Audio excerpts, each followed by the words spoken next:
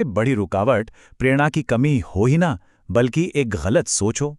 चलिए, आज इसी आम संघर्ष को एक नए नजरिए से देखते हैं और समझते हैं कि कैसे अनुशासन, ना कि प्रेरणा, लंबे समय के लक्ष्यों को पाने की असली चाबी है। ये कहानी शायद जानी पहचानी लगे। सुबह जल्दी उठने, कसरत करने और काम पर ध्यान लगाने का पूरा प्लान बनता है, लेकिन जब बचता है हम उसे बंद कर देते हैं और अपने ही लक्ष्यों को अगले दिन पर टाल देते हैं और फिर सोचते हैं कि हम लगातार कोई काम क्यों नहीं कर पाते। और यहीं हम सबसे बड़ी गलती कर बैठते हैं। हम प्रेरणा पर निर्भर हो जाते हैं, जो कि बस एक भावना है, बिल्कुल मौसम की तरह, आज है कल नहीं। लेकिन सच्ची तरक्की अनुशासन पर निर्भर। क्या हो अगर जिंदगी आगे बढ़ने से रोकने वाली सबसे बड़ी रुकावट प्रेरणा की कमी हो? क्या हो अगर जिंदगी में आगे बढ़ने से रोकने वाली सबसे बड़ी रुकावट प्रेरणा की कमी हो ही ना, बल्कि एक गलत सोच हो?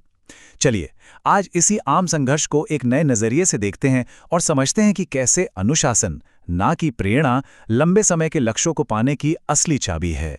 ये कहानी शायद जानी पहचानी लगे। सुबह जल्दी उठने, कसरत करने और काम पर ध्यान लगाने का पूरा प्लान बनता है, लेकिन जैसे ही अलार्म बजता है हम उसे बंद कर देते हैं और अपने ही लक्ष्यों को अगले दिन पर टाल देते हैं और फिर सोचते हैं कि हम लगातार कोई काम क्यों नहीं कर पाते। और यहीं हम सबसे बड़ी गलती कर बैठते हैं।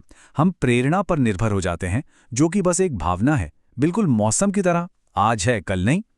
लेकिन सच्ची तरक्की अनुशासन पर निर्भर करती है, जो कि एक सोचा समझा फैसला होता है। ये एक वादे की तरह है जो हमारी पहचान बनाता है। तो आखिर ये प्रेरणा का जाल है क्या? क्यों अपनी भावनाओं के भरोसे रहना एक अनिश्चित भविष्य की गारंटी जैसा है? चलिए इस हिस्से में इसी गुत्थी को सुलझाते हैं। सीधी सी बात है, जब हम ऊर्जा से भरे होते हैं तो बड़े से बड़ा लक्ष्य भी आसान लगता है, लेकिन जैसे ही मूड खराब होता है वही लक्ष्य एक बोझ बन जाता है और हम उसे किनारे कर देते हैं। नतीजा, हमारी तरक्की पूरी तरह से भावनाओं के एक चक्र में फंसकर रह जाती है। सच तो यह है कि दुनिया के सबसे ज्यादा अनुशासित लोग भी हमेशा प्रेरित महसूस नहीं करते। वो बस अपनी भावनाओं को अपने फैसलों पर हावी नहीं होने देते। जब प्रेरणा नहीं होती तब भी वो काम करते हैं, क्योंकि उनके पास रणनीति होती है। वो सिर्फ सही एहसास का इंतजार नहीं करते। तो अगर प्रेरणा जवाब नहीं है, तो फिर क्या है? जवाब है अटूट सिस्टम बनाने में।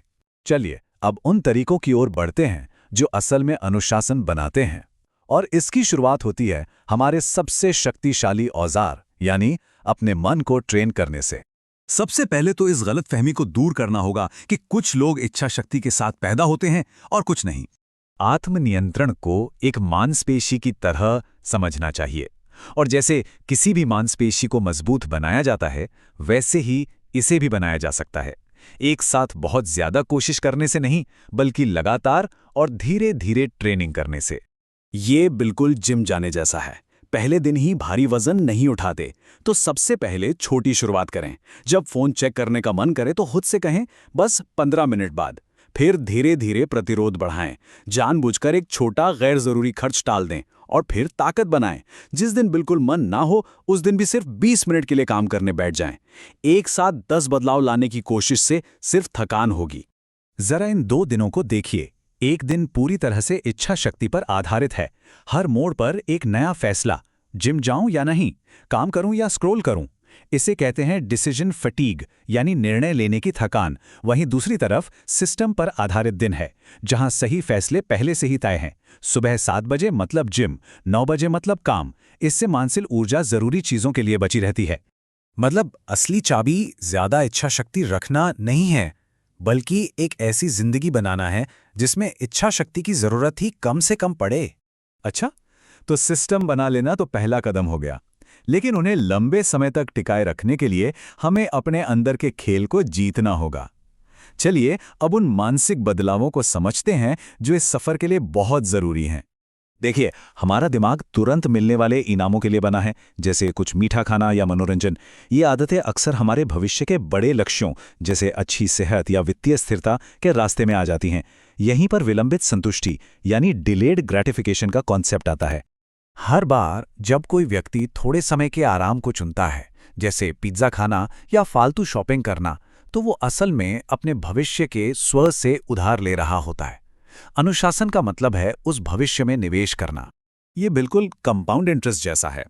हर बार जब हम किसी गलत इच्छा को रोकते हैं तो हम खुद पर भरोसे का एक छोटा सा निवेश करते हैं, और हर बार जब हम हार मान लेते हैं तो वो भरोसा घट जाता है। शुरुआत में ये छोटे लगते हैं, लेकिन लंबे समय में इनका असर बहुत बड़ा होता है। याद रखिए, भावनाएं सिर्फ संकेत हैं, वे हमारे मालिक नहीं हैं। उन्हें महसूस करना ठीक है, लेकिन उनके आधार पर काम करना जरूरी नहीं। जो व्यक्ति हर मूड के साथ अपनी दिशा बदलता है वो कभी मंजिल तक नहीं पहुंच पाता। लक्ष्य है भावनाओं को देखना, पर उन्हें अपने गाड़ी की ड्राइवर सीट पर बैठने नहीं देना। और ये सब हमें इस चर्चा की सबसे शक्तिशाली अवधारणा पर लाता है, पहचान का बदलाव। क्योंकि असली और स्थायी बदलाव सिर्फ आदतों से नहीं, बल्कि इस बात से आता है कि कोई खुद को क्या मानता है। देखिए, मुझे फिट होना है कहने और मैं एक स्वस्थ व्यक्ति हूं मानने में बहुत बड़ा फर्क है। जब हम अपने पहचान को ही बदल लेते हैं तो हमारे काम अपने आप उस पहचान के साथ जुड़ जाते हैं। आदतें तभी टिकती हैं जब वो हमारी आत्म छवि का हिस्सा बन जाती हैं। और ये पहचान बड़ी बड़ी घोषणाओं से नहीं बनती, ये बनती है छोटे छोटे खामोश सबूतों से, जो हम रोज खुद को देते हैं। हर बार जब हम बिना स्नूज किए उठते हैं, या कोई फालतू खर्च टाल देते हैं, या सिर्फ 20 मिनट के लिए ही सही कसरत करते हैं, तो ये हर छोटा काम हमारी नई पहचान के लिए एक वोट की तरह होता है। और धीरे धीरे ये वोट हमारी पहचान को मजबूत बना देते हैं। और जब पहचान बदलती है तो संघर्ष का मतलब भी बदल जाता है। जो कसरत पहले एक सजा लगती थी, अब वो इस बात का सबूत बन जाती है कि हम एक स्वस्थ व्यक्ति हैं।